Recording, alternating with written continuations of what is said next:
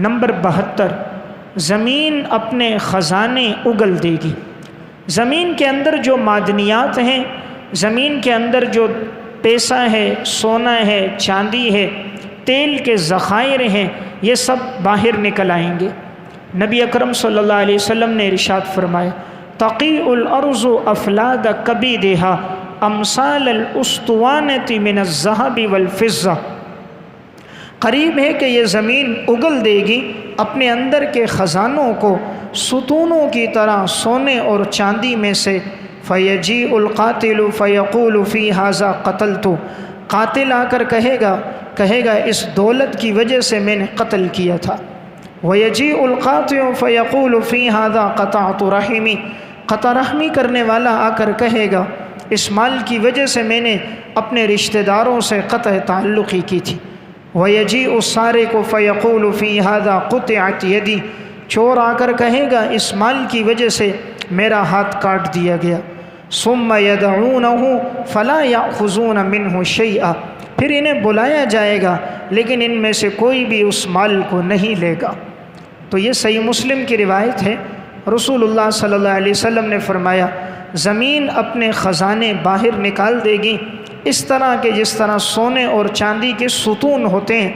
قاتل آ کر کہے گا اس مال کی وجہ سے میں نے فلاں کو قتل کیا تھا، چور کہے گا اس مال کی وجہ سے میں نے چوری کی تھی، قطع رحمی والا کہے گا اس مال کی وجہ سے میں نے اپنے بہن بھائیوں سے، دوستوں سے، عزیز و اقارب سے قطع تعلقی کی تھی۔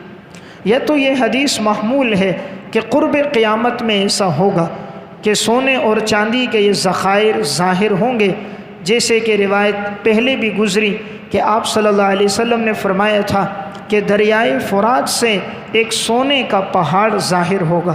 آپ نے فرمایا لا تقوم الساعہ حتی یحصر الفرات عن جبل من ذہب، دریائے فرات سے سونے کا پہاڑ ظاہر ہوگا، یقتتل الناس علیہ، لوگ اس پہ لڑنا شروع کر دیں گے، فیقتل من کل 199، ہر 100 میں سے 99 آدمی اس میں قتل کر دیے جائیں گے۔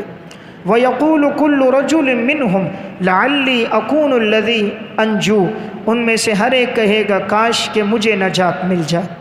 تو یا تو یہ قرب قیامت میں ہوگا کہ زمین اپنے خزانے باہر نکال دے گی اور پھر اس کو مال لینے والا کوئی نہیں ہوگا، قاتل بھی، چور بھی، کوئی بھی اس کی طرف ہاتھ نہیں بڑھائے گا۔